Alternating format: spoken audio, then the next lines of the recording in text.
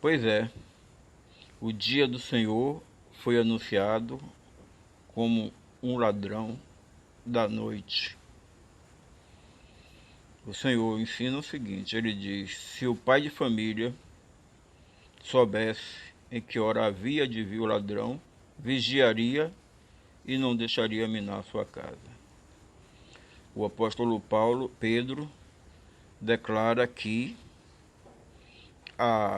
o dia do Senhor viria como ladrão. E que os céus e a terra, que hoje, no caso hoje, no tempo dele, existiam, estavam reservados para o fogo que ia destruir, né, os seus elementos. Vamos da Bíblia para entender um pouco melhor esse texto aqui. Mas os céus e a terra que agora existem pela mesma palavra, se reservam como tesouro e se guarda para o fogo, até o dia do juízo e da perdição dos homens ímpios. Mas, amados, não ignoreis uma coisa, que um dia para o Senhor é como 1000 anos e 1000 anos como um dia. O Senhor não retarda a sua promessa, ainda que alguns a tenham como tardia, e é longânimo para convosco, não querendo que alguns se percam, mas que todos venham a arrepender-se. E aí ele declara, né, o texto em que estamos aqui falando. Mas o dia do Senhor virá como um ladrão de noite, no qual os céus e a terra passarão com grande estrondo, e os elementos ardendo se desfarão, e a terra e as obras que nela há se queimarão. Havendo, pois, de perecer todas estas coisas, que pessoas vos convém ser em santo trato e piedade, aguardando-vos e apressando-vos para o dia do Deus, em que os céus em fogo se desfarão e os elementos ardendo se fundirão. Mas nós, segundo a sua promessa, aguardamos novos céus e nova terra em que habita a justiça. Amém? Amém.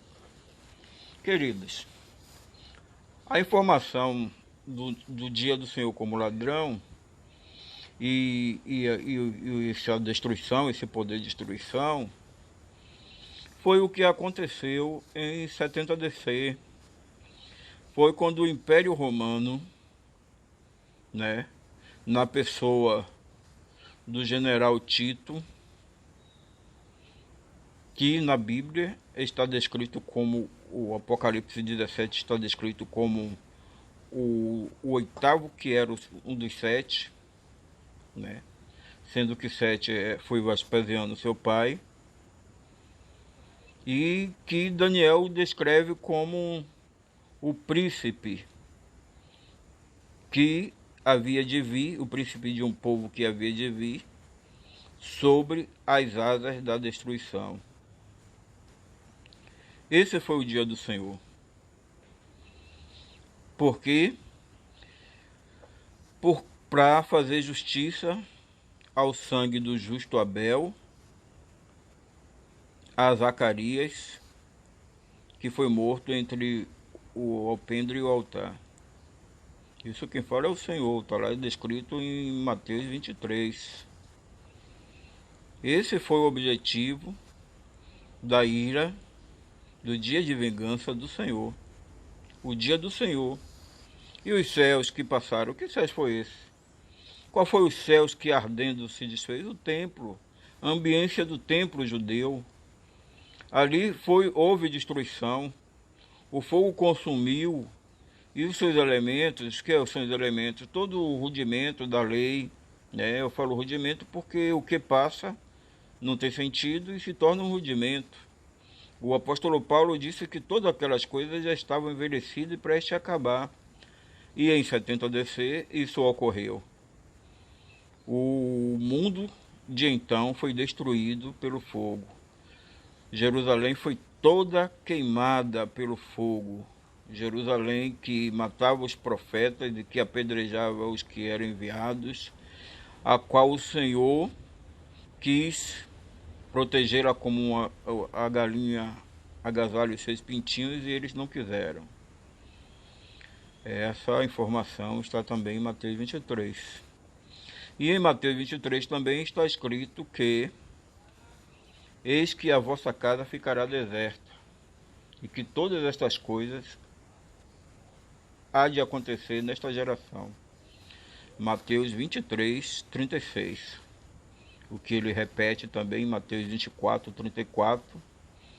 Em verdade vos digo que todas estas coisas hão de acontecer nesta geração.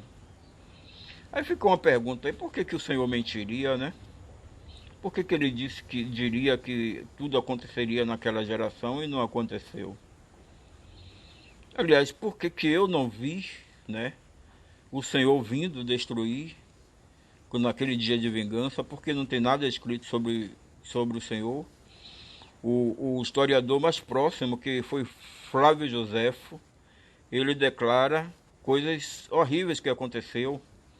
Até mesmo o sinal do Senhor, ele fala sobre ele, mas não vê o Senhor. Apesar de que a Bíblia deixa claro que então se verá o sinal do Filho do Homem. E ele descreve que um cometa em forma de espada durou 1 ano para passar sobre Jerusalém. E muitas outras coisas que eu sempre afirmo, que ele não contou, né, porque tinha pessoas que viveram junto com ele aquela coisa e viram, pessoas que estavam vivas e viram aquilo também na época. Porque de outra forma ele é aceito como um louco, um maluco, né? De sinais no céu, coisas assim horríveis, mães comendo seus filhos. Muitas coisas aconteceram naquele tempo, naquela geração. Com um cerco que durou 3 anos e meio, 42 meses, entendeu? 1.290 dias. Tudo isso é a descrição que está entre Daniel, Apocalipse e Apocalipse. E o Senhor Jesus. Essas informações são verdadeiras, senhores. Elas não são ladainha, não. Elas estão escritas na Bíblia. Porém, vocês têm aprendido errado a respeito dessas coisas. Mais uma nuance aqui da vinda do Senhor naquele dia. O Senhor, antes de partir, ele disse que o mundo não o veria mais. Até Jerusalém, ele disse, desde agora não me verá mais, né? Os judeus, até que diga bendito aquele que vem em nome do Senhor. E para os seus discípulos, ele disse, vós me vereis porque vocês vão estar vivos. Vocês vão estar ressuscitados com o meu corpo, com o meu espírito, e me verão. De que modo? Espiritualmente. A ideia de querer ver Cristo vindo, o céu se abrir e você ver Jesus Cristo vindo, never. Nunca isso vai acontecer. Quer dizer, isso pode acontecer se ele desejar, né? Porque ser de Deus, mas não que esteja escrito na Bíblia isso. Deus é Deus e faz o que quer. Porém, isso não está escrito nas Escrituras. A vinda do Senhor foi em justiça, em juízo, em destruição do velho céus e velha terra. Em Mateus 23, 24, 35, ele diz, os céus e a terra passarão, mas as minhas palavras não hão de passar. O que isso quer dizer? Quer dizer que aqueles céus que ele vivia ainda e que obrigou os judeus e os apóstolos também a não negar a obediência à lei até que tudo se concluísse naquela geração que estava para acontecer, que foi 70 DC. Ele disse, qualquer que não ensinar e praticar a lei, né, ou tirar um tio ou um jota da lei, conforme, que não entrará no reino dos céus. Os apóstolos, os judeus, tinham obrigação, mas não os gentios daquela época. Os gentios, quando foi aceito na fé, houve o concílio lá em Atos 15, onde já foi declarado que a eles não tinham obrigação nenhuma de seguir a lei, nem se circuncidar, segundo queria os fariseus que foram a Antioquia tentando obrigá-los a isso. E hoje você vê pessoas aí que, se pudesse se circuncidar, faria, por de tanto amor que tem a tradição judaica. Tradição essa que negou, né? A tradição negou o Senhor, né?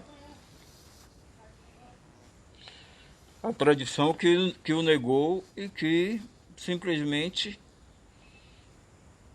diante de Pilatos, declarou que não tinha rei senão a César, tá?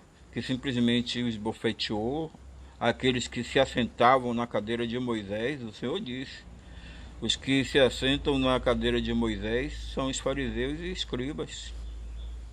Eles estavam assentados na cadeira de Moisés. E foram eles que perversamente acabou com a vida física do Senhor. Exatamente em endurecimento, né? Até que os gentios fossem salvos. Mas eles pagaram um preço por isso. Pagaram um preço sério. A destruição foi tal que em 73 DC ainda havia resquício de perseguição, tá? Onde o segundo templo judeu, que estava lá no Egito, né? O templo que foi profetizado pelo profeta Isaías em Isaías 19:19, né? E que foi fundado pelo sacerdote levita Onias, filho do sacerdote judeu. Esse templo foi destruído também, fechado por ordem de Vespasiano em 73 DC. Tudo isso ocorreu, e onde os judeus chegavam naquela época era perseguição, havia sempre uma suscitação maligna para que os destruísse. E era a leva de 3.000, 4.000, 5.000, morrendo assim, mesmo longe de Jerusalém, em outras cidades. Todas essas coisas são verdadeiras. E tem um historiador aí, Flávio Joséfo, que fala. E esse próprio Flávio Joséfo, ele não fala que viu o Senhor vindo nas nuvens, ele falou de um sinal, e nem associa esse sinal porque possivelmente ele não sabia nem desse assunto, dessa questão aí que foi falada para os apóstolos, né? Mas a verdade é que tem paralelo, tem precedente na Bíblia sobre essas coisas. A gente vê que lá o rei Ciro foi chamado de rei, de servo pelo Senhor, um rei pagão foi chamado de servo, tá certo? E que iria diante dele. O Senhor disse: eu irei diante de ti, quebrando os ferrolhos de ferro, abrindo as portas de bronze e tudo mais, né? Ou semelhante assim, mais ou menos. E faria dele vitorioso. Ciro foi vitorioso? Foi. Tirou o povo judeu do cativeiro babilônico? Tirou. Agora a pergunta que fica: alguém viu o Senhor, a aparência física de Deus na frente do rei Ciro fazendo isso? Não, amigos, não viram. O que eles viram foram o sinal, a ação de Deus usando quem Ele quer, que tem poder para fazer o que quer e como quer e quando quer, e fez. Tá bom? Essa é a ação de Deus, é assim que Deus trabalha. Deus não precisa vir aqui se apresentar, Ele veio, Ele disse: